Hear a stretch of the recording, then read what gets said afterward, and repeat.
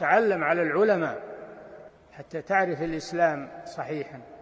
إن الحمد لله نحمده ونستعينه ونستغفره ونعوذ بالله من شرور أنفسنا ومن سيئات أعمالنا من يهده الله فلا مضل له ومن يضلل فلا هادي له وأشهد أن لا إله إلا الله وحده لا شريك له وأشهد أن محمدا عبده ورسوله يا أيها الذين آمنوا اتقوا الله حق تقاته ولا تموتن إلا وأنتم مسلمون يا أيها الناس اتقوا ربكم الذي خلقكم من نفس واحدة وخلق منها زوجها وبث منهما رجالا كثيرا ونساء واتقوا الله الذي تساءلون به والأرحام إن الله كان عليكم رقيبا يا أيها الذين آمنوا اتقوا الله وقولوا قولا سديدا يصلح لكم أعمالكم ويغفر لكم ذنوبكم ومن يطع الله ورسوله فقد فاز فوزا عظيما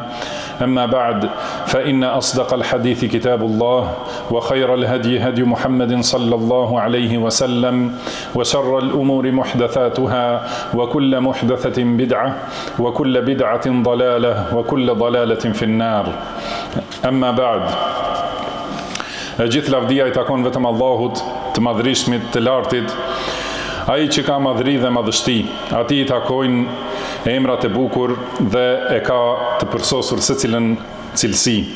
Dëshmoj se nuk ka të adhuruar me të drejtë përveç Allahut një I vetëm dhe I pashoq. Jep shumë dhunti, dhuron shumë mirësi. Dhe dëshmoj se Muhamedi është rob dhe I dërguari I Allahut, njeriu me virtyte të larta dhe me fisnikri. Salavatet dhe selamet e shumta të Allahut qofshin për të, për familjen e tij dhe shokët e tij në përgjithësi. Mëtej, o besimtar, ruhuni Allahut me takua të vërtet, ashtu si I takon madhrisë së tij dhe kini parasysh mbikëqyrjen e tij, sepse Zoti ynë dëgjon dhe sheh.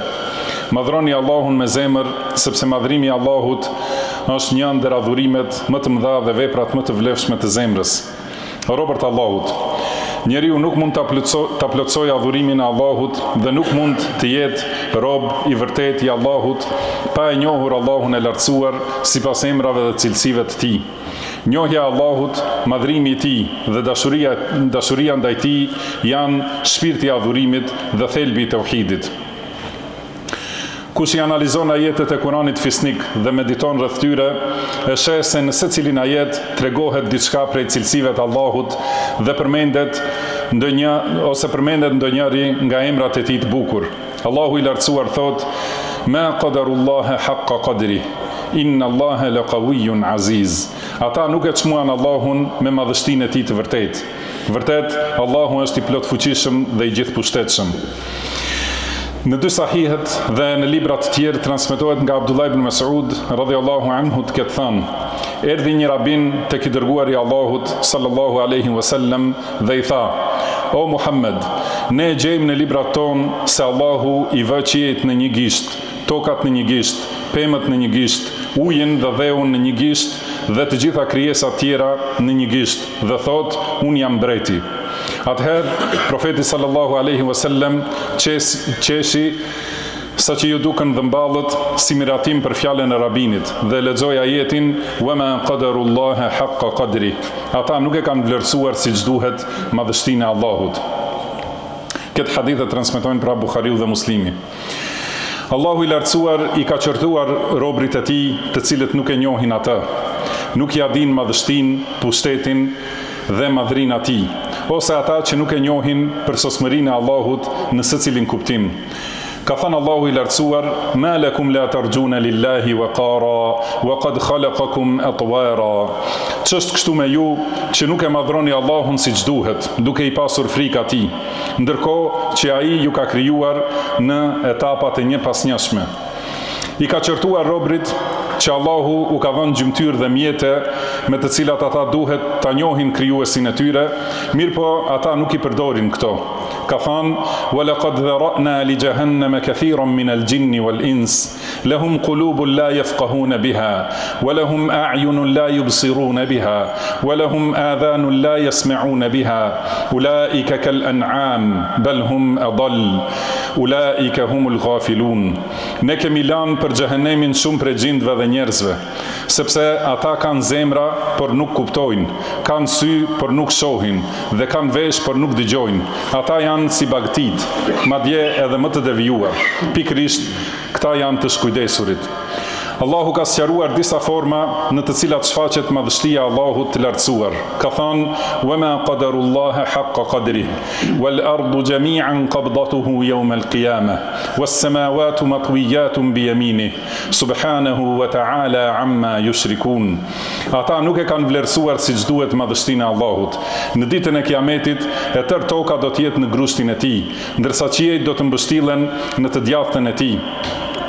I pastër nga tmetat është ai dhe i lartësuar mbi ata që ja shoqërojnë atij në adhurim. Nga Abdullah ibn Umar radhiyallahu anhuma transmetohet se i dërguari i Allahut sallallahu alaihi wasallam e citoi këtë ajet, i shtriu duart dhe tha: Allahu i lartësuar i palos qiejt në ditën e gjykimit, i merr në dorën e tij të djathtë, pastaj i merr tokat me dorën e tij tjetër dhe thot: Ana al-Jabbar, ana al-Malik, ayna al-Jabbarun, ayna al-Mutakabbirun. Pra, unë jam i gjithë pushtetshmi, unë jam mbreti, ku janë ata që kishin pushtet, ku janë ata që ishin me ndjemdhenj? Profeti sallallahu alaihi wasallam duke i thënë këto, i shtrinte dhe i mblidhte duart dhe nga kjo filloi mimberi i tij të luhatet, saqë u friksuam se do të bjerë bashkë me të. Transmetojnë Nesaiu ibn Majah me pak dallim, Albani thot sahih dhe baza e hadithit gjendet në 2 sahihet. O robërt Allahut, një prej krijesave të Allahut është kursiu i tij dhe madhështia e kësaj krijese tregon për madhështinë e krijuesit subhanahu wa ta'ala. Wasi'a kursiyuhu as-samawati wal ard. Kursiu i tij i përfshin qiejt dhe tokën. Kursiu i përfshin dhe i përmbledh në të qiejt dhe tokën, krahas madhësisë së tyre dhe krijesave të shumta që gjenden në to. Kurse arshi, froni i Allahut, është më i madh se kursiu. Pejgamberi sallallahu alaihi wasallam ka thënë: ما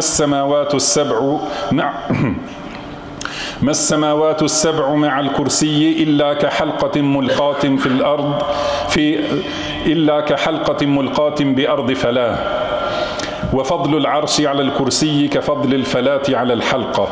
7 qiejt në krahasim me kursiun nuk janë më shumë se sa një hallkë e hedhur në një shkretëtir, kurse arshi ndaj kursiut është si shkretëtira ndaj hallkës. Transmeton Taberi, Ibn Hibban dhe Ebu Nuaim dhe Albani e bën sahih. Nëse arshi është me këto cilësi, atëherë si janë bardhësit e arshit? Ka thënë Allahu: "Wa yahmilu arsha rabbika fawqahum yawma idhin thamaniya." Fronin e Zotit tënd atë ditë do ta mbartin 8 prej melaikeve. Pejgamberi sallallahu alaihi wasallam ka thënë: "Udhina li an uhadditha an malakin min hamalati al-arsh rijlahu fi al-ardi as-sufla wa ala qarnihi al-arsh وبين شحمة أذنيه وعاتقه خفقان الطير 700 عام." Më është lejuar t'ju tregoj për njërin prej me lajkeve që e mbartin arshin.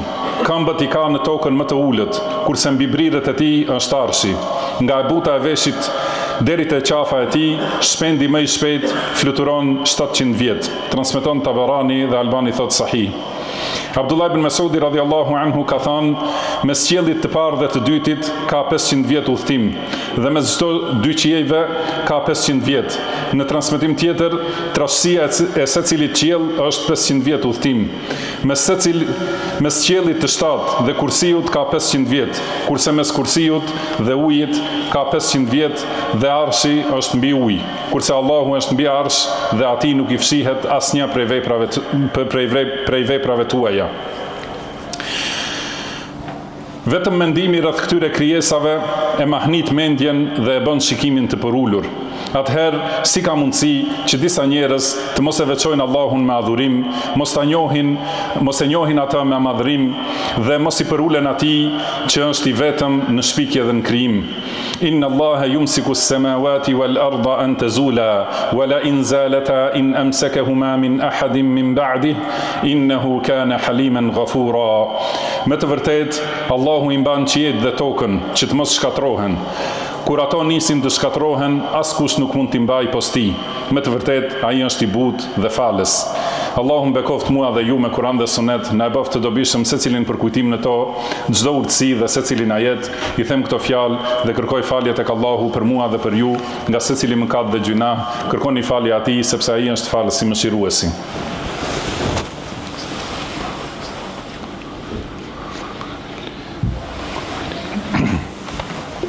الحمد لله على إحسانه والشكر له على توفيقه وامتنانه وأشهد أن لا إله إلا الله وحده لا شريك له تعظيما لشانه وأشهد أن محمدا عبده ورسوله الداعي إلى رضوانه صلى الله عليه وعلى آله وأصحابه وإخوانه وسلم تسليما كثيرا. E gjithë lavdia I takon Allahut për mirësitë e Tij. Të gjitha falënderimet ja drejtojmë Atij për çdo sukses dhe çdo dhunti. Dëshmoj se nuk ka të adhuruar të drejtë pos Allahut një dhe I vetëm dhe I pastër nga çdo ortakri. Dhe dëshmoj se Muhamedi është rob dhe I dërguar I Allahut dhe thirrës për në udhëzim, për tauhid dhe për drejtësi. Salavatet dhe selamet e Allahut qofshin për të, për familjen dhe për të gjithë shokët e Tij në përgjithësi. O robërt e Allahut, ruhuni Allahut të lartësuar dhe dijeni se madhrimi I Allahut është adhurim I madh I zemrës. Sa ka madhrim ndaj Allahut në zemrën e robit, aq ai I zbaton urdhrat dhe largohet prej ndalimeve. Kur njeriu e madhron me të vërtet Allahun me zemër, atëherë e shpreh me fjalë dhe me vepra veçimin e Allahut, se Allahu është Zoti I vetëm, nuk ka Zot pos Tij. Ai është I vetëm në përsosmërinë e emrave dhe cilësive të Tij, dhe ai është I vetmi që meriton të adhurohet dhe askush nuk është meritor për adhurim pos Tij. Kur themi la ilaha illa Allah, nuk ka të adhuruar të drejtë pos Allahut. Kjo nuk do me thënë vetëm se ne nuk e adhurojmë askënd pos Allahut, por kjo fjalë madhështore do të thotë askush nuk meriton adhurim përveç Allahut një dhe I vetëm. Dhe secili që adhurohet pos Tij është I adhuruar I rrem dhe adhurimi ndaj Tij është padrejtësia më e madhe që ekziston.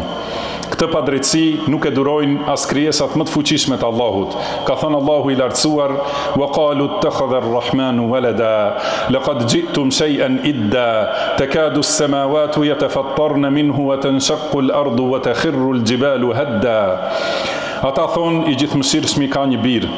Keni sjell diçka vërtet të tmerrshme.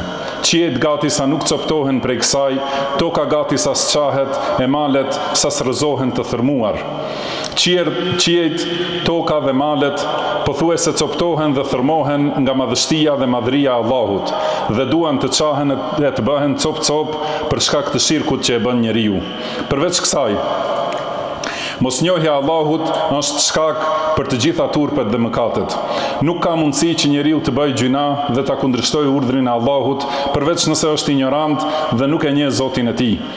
Njashtu, çdo herë kur robi largohet nga mëkati, e bën këtë për shkak se e njeh madhështinë e Allahut. Pra ignoranca është shoqja e mëkateve, kurse dituria dhe njohja është shoqja e veprave të mira dhe bindjes ndaj Allahut.